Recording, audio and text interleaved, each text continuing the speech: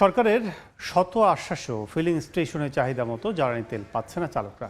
এই মুহূর্তে নওগাঁ থেকে যুক্ত হচ্ছেন রিপোর্টার এমআর রকি, সরাসরি যাচ্ছে তার কাছে।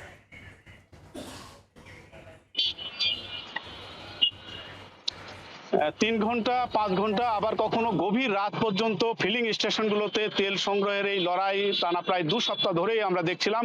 এবং যখনই কোনো ফিলিং স্টেশনে তেল দেওয়ার খবর মিলছে সেখানে কিন্তু উপচে পড়ছে এই বাইকারদের লাইন। এবং স্বাভাবিকভাবে আমরা দেখছি যে যারা তেল সংগ্রহ করছেন তাদের দিক থেকে এখানে পরদিন আবার তেল নেওয়ার একটি প্রবণতা, আবারও বিভিন্ন ফিলিং স্টেশনে যাচ্ছেন। এবং এক্ষেত্রে আসলে আমরা যে অভিযোগগুলো বরাবরই পাচ্ছি তা হলো যে ফিলিং স্টেশনগুলোতে যারা তেল সংগ্রহ করছেন গ্রামের প্রত্যন্ত অঞ্চলে এই তেলগুলো তারা আবার বিভিন্নভাবে কিন্তু সরবরাহ করার কারণে আসলে একটা কৃত্রিম সংকটের যে ধাপ সেটা কিন্তু প্রকট হয়ে উঠেছে। এবং প্রতিনিয়তই এই প্রক্রিয়া চলমান রয়েছে। নওগাঁ জেলায় প্রায় 56টি ফিলিং স্টেশন রয়েছে। এই ফিলিং স্টেশনগুলো থেকে প্রতিদিনই রেশনিং পদ্ধতিতে তেল সরবরাহ করছেন এবং কোথাও 500 টাকা বা তারও অধিক ট্যাঙ্কি লোড করেও দেওয়া হচ্ছে। তারপরও এই যে সংকটের ধাপ এটি কিন্তু এক ধরনের আসলে চোরা কারবারির একটা প্রক্রিয়ার মধ্যে নিয়ে যাওয়ার অভিযোগ তোলা হচ্ছে। এবং গ্রামের অসংখ্য ঘরে তেল মজুদের অভিযোগও আসছে। এবং এই জায়গাগুলোতে মাঝে মধ্যে কিন্তু প্রশাসনের অভিযানে তেলের এই মজুদ প্রক্রিয়া উদ্ধারও আমরা দেখছিলাম। সব মিলিয়ে আসলে এই প্রক্রিয়াটি হঠাৎ করে এই যে তেলের যে সংকট, এই সংকটকে চলতি সপ্তাহে আরো এক দরবার বাড়িয়ে তুলেছে।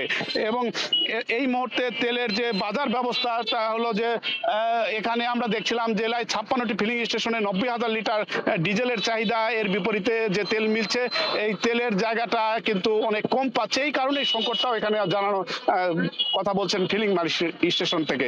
আমরা তেলের আরো খবর জানবো। ঢাকায় রয়েছেন আজিম, জানাবেন সেখানকার বাজার তেলের সার্বিক খবর।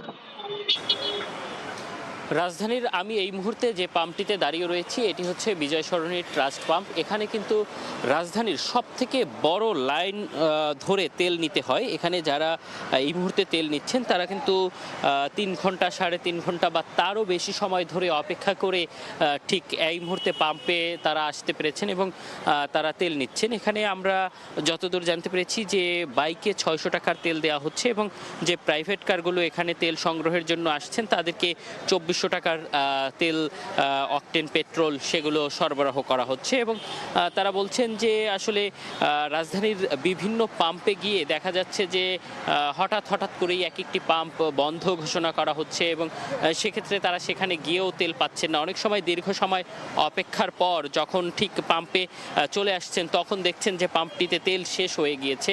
সেই কারণে কিন্তু তারা সেই পাম্পগুলোতে অনেক সময় অপেক্ষা করেও তেল না পেয়ে এই পাম্পটিতে চলে আসছেন, কারণ এখানে কিন্তু সব সময় তেল সরবরাহ করা হয় একটি নির্ধারিত পরিমাণের তেল, যার ফলে এখানে দেখা যায় যে কয়েক ঘন্টা এবং ঘন্টার পর ঘন্টা অপেক্ষা করার পরেও কিন্তু তারা আসলে এখানেই অপেক্ষা করেন। এবং আমরা এখানে যারা আছেন তাদের সাথে কথা বলেছি, তারা অনেকে কিন্তু ভোর রাতে এসেছেন এবং ভোর রাতে এসে তেল নিয়ে তারা বের হয়েছেন। এবং তারা বলছেন যে দীর্ঘ অপেক্ষার পর যে তেলের যে প্রাপ্তি সেটি যেমন আনন্দের, আবার অন্যদিকে একটি ভোগান্তি। বলা চলে যে যতক্ষণ পর্যন্ত গাড়ি চলবে তার অনেকটা সময় ধরে কিন্তু লাইনে দাঁড়িয়ে তারপর তেল নিতে হচ্ছে। এবং এই যে ভোগান্তি, সেই জায়গা থেকে তারা বলছেন যে তেল সরবরাহের পরিমাণ যাতে আরও বাড়ানো হয় সেই দাবিটি কিন্তু বারবারই যারা তেল সংগ্রহ করছেন তারা করছেন।